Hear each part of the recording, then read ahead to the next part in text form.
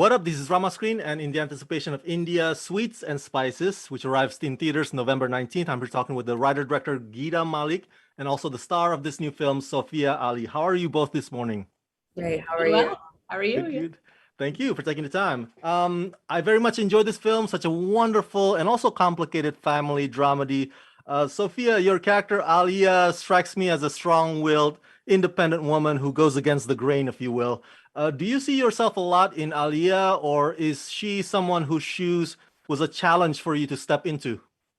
I see myself a lot in Alia. I was gonna say a joke just now and be like, no, I so straight edge. Are you Totally kidding not a me? rebel. I would never cut my hair. I would never dye it. Like people can hear my voice, they can't see my face, and that's the joke there because I have purple hair, and that's obviously not natural. Definitely relate to Alia in a lot of ways. In that rebellion way, yeah, I definitely felt like a rebel my whole life. Awesome. And Geeta, congratulations on seeing what you wrote down come to fruition in this film. I got to ask you about those parties. So many parties, Indian house parties in this film. I lost count. Yeah. So many beautiful dresses, so much food, so many expensive cars. Logistically, did you guys film these party scenes kind of like in a row in a span of less than a week or something? And what do you think is the most difficult part about putting together an authentic Indian party? Great questions. We did not shoot all the parties one after the other. We actually had, it was every weekend. So we shot for, I think, 22, 23 days, and we used the weekends because we needed background people to fill out the parties, and they were only available on the weekends when they were actually going to go to parties. So we shot, there were felt real. That we, yeah. And we were lucky, we got a really cool, almost like a little back lot in Atlanta. We shot in a cul-de-sac. So each of the parties was a different house, walking distance from the others. So that worked out really nicely.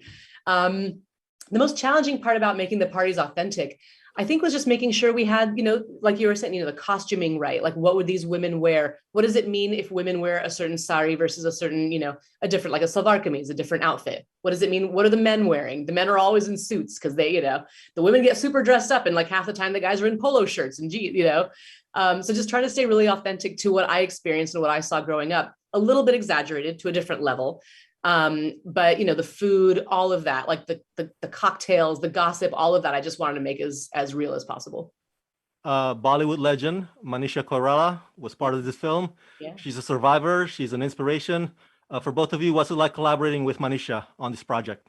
Yeah, I mean, I grew up watching her films, and she's an amazing actress. She's known in Bollywood for portraying all of her characters with a lot of integrity and being a phenomenal actress. And, I think, Soph and I were talking before too, she had to be the matriarch of this family, and she had such a natural warmth and chemistry with the other actors. And just as a human being, that it felt very real. The family felt very real to me. And that was a lot due to Manisha and also to Sophia and Adil as well. Adil Hussain, who's phenomenal. So I gotta ask you, because I'm Asian, what does this movie say about Asian, specifically Asian women, about our culture?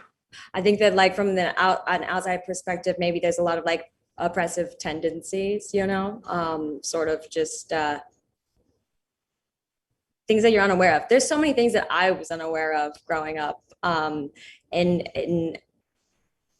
I think that you're almost unaware that you can sort of decide for yourself who you're gonna be in it, It's not decided for you. And I think the film is actually a really, really cool example of that. The mother, Sheila, feels trapped in so many ways, and that liberation that she experiences at the end, it's really cool to see. Yeah, I think that's all absolutely right. I think what it says about Asian women and South Asian women in general is that we have these outside forces that often try to make us go a certain way, but that we don't have to be restricted by them. And I hope that's what people do take from this film as well, is that, even though you have those pressures on you, there are ways to break free. Yes, Sweets and Spices arriving November 19th. Geeta and Sophia, thank you for talking to me, and congratulations. Thanks so much.